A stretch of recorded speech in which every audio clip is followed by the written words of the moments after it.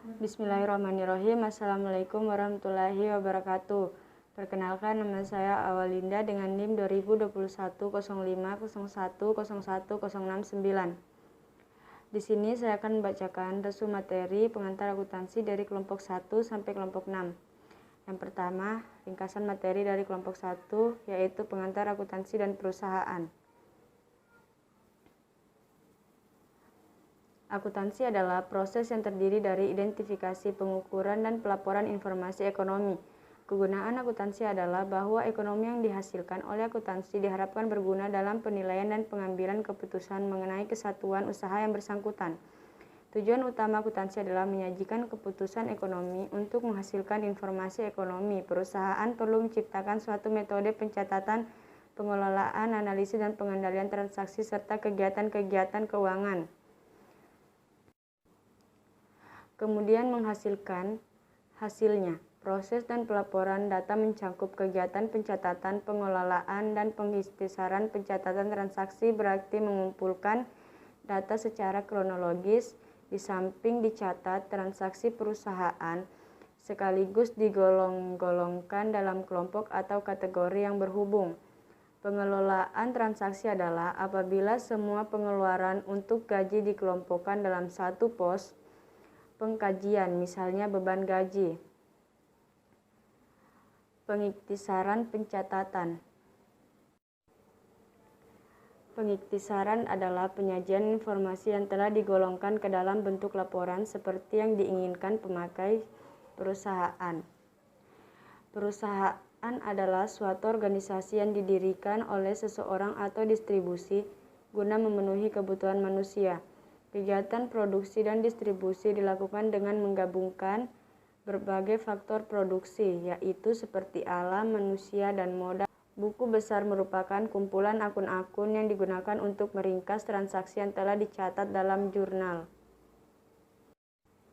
Selanjutnya, ringkasan materi dari kelompok 2 yaitu analisis transaksi akuntansi. Analisis transaksi dalam akuntansi yaitu sebuah tahapan dalam siklus akuntansi yang di dalamnya memuat laporan-laporan data. Analisis transaksi adalah langkah awal dari siklus akuntansi. Sedangkan menurut pengertian, analisis dalam transaksi adalah tindakan memeriksa transaksi untuk memutuskan bagaimana hal itu mempengaruhi persamaan akuntansi. Manfaat dari analisis transaksi antara lain untuk mengetahui posisi keuangan periode tertentu. Kedua, untuk menganalisa kelemahan perusahaan yang ada.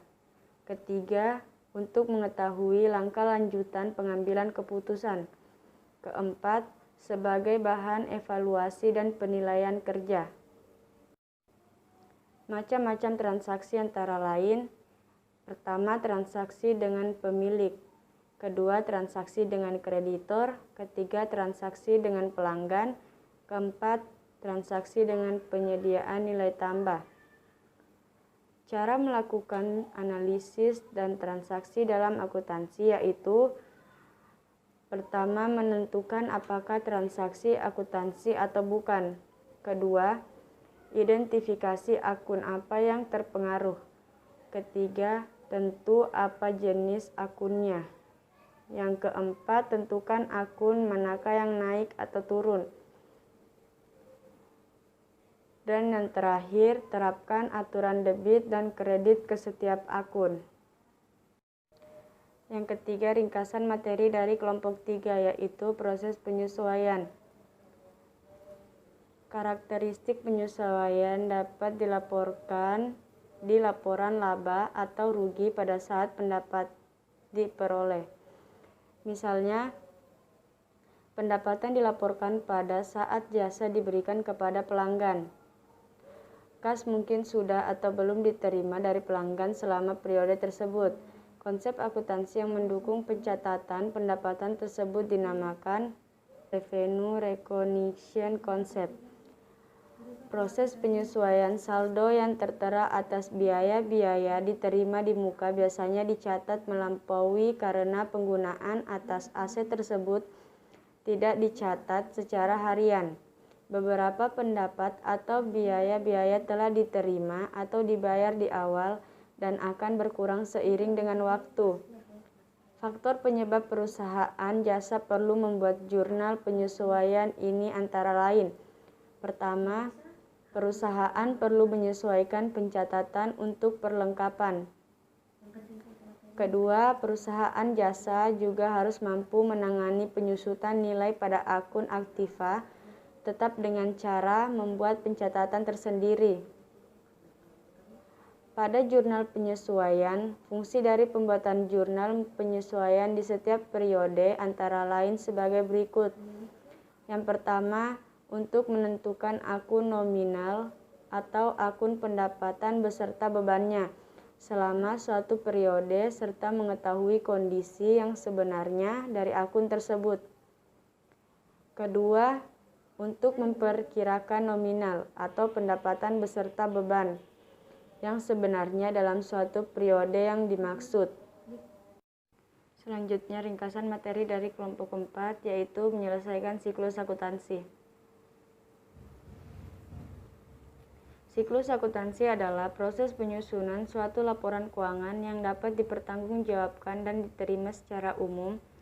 Prinsip-prinsip yang dicangkup dalam ruang lingkup akuntansi yang diawali dengan menganalisis serta menjurnal transaksi dan diakhiri dengan mengiktisarkan dan melaporkan transaksi tersebut disebut siklus akuntansi. Siklus akuntansi berfungsi sebagai pemasti dengan menghitung jumlah nyata dari penyusutan aset dengan menggunakan metode yang tepat untuk aset tertentu. Proses siklus akuntansi dapat dikelompokkan dalam 3 tahapan yaitu tahap pencatatan bukti transaksi, tahap peringkasan pelaporan atau pengiktisaran, dan tahap pelaporan. Neraca lajur akuntansi sering sekali menggunakan kertas kerja atau worksheet berupa neraca lajur untuk mengumpulkan dan meringkas data yang mereka butuhkan dalam rangka menyiapkan laporan keuangan. Adapun urutan tahapan dalam menyiapkan kertas kerja adalah sebagai berikut. Yang pertama, menyiapkan neraca saldo sebelum penyesuaian ke dalam kertas kerja. Yang kedua, memasukkan data jurnal penyesuaian ke kolom penyesuaian yang ada dalam kertas kerja.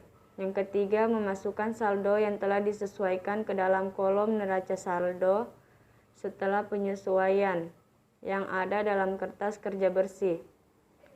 Jurnal penutup, yaitu pertama, mentransfer akun pendapatan yang memiliki saldo kredit ke sebelah debit dan kemudian mengkredit akun iktisar laba debit. Kedua, mentransfer akun beban yang memiliki saldo normal kredit ke sebelah kredit dan kemudian mendebit akun iktisar laba rugi. Yang ketiga, mentransfer jumlah laba bersih atau rugi ke akun modal dengan ketentuan bahwa jika laba bersih maka akun modal akan kredit, debitnya adalah akun iktisar laba rugi, dan sebaliknya laba rugi bersih maka akun modal akan didebitnya, kreditnya adalah akun iktisar laba rugi.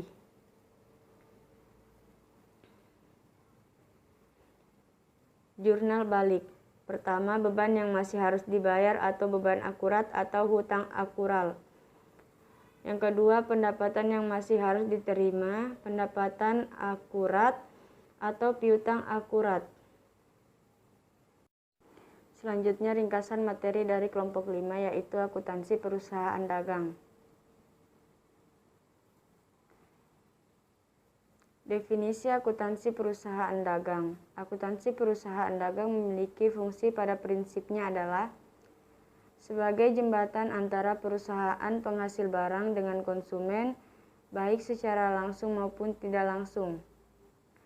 Ciri-ciri perusahaan dagang antara lain sebagai berikut. Pertama, pendapatan utamanya berasal dari penjualan barang dagang. Kedua, Biaya utamanya berasal dari harga pokok barang terjual dan biaya usaha lainnya. Ketiga, dalam akuntansi terdapat akun persediaan barang. Laporan keuangan adalah hasil akhir dari proses pencatatan transaksi keuangan suatu perusahaan yang menunjukkan kondisi keuangan perusahaan tersebut. Proses penyusutan laporan keuangan perusahaan dari sumber, yaitu pertama menyusun neraca saldo, kedua membuat jurnal penyesuaian, ketiga membuat laporan keuangan, keempat penyelesaian dan penutupan rekening, yang kelima menyusun neraca saldo penutup. Tujuan laporan keuangan adalah pertama memberikan informasi yang terpercaya tentang sumber-sumber ekonomi dan kewajiban perusahaan. Kedua, kekayaan bersih yang berasal dari kegiatan usaha dalam mencari laba. Yang ketiga, menaksir informasi keuangan yang dapat digunakan untuk menafsir potensi perusahaan dalam menghasilkan laba. Yang terakhir yaitu ringkasan materi dari kelompok 6, yaitu persediaan. Persediaan adalah pos-pos aktiva yang dimiliki oleh perusahaan untuk dijual dalam operasi bisnis normal atau barang yang akan digunakan atau dikonsumsi dalam membuat barang yang akan dijual.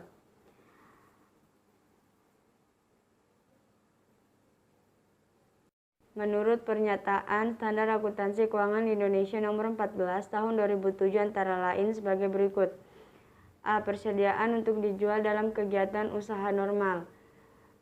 B. Dalam proses produksi atau perjalanan. C.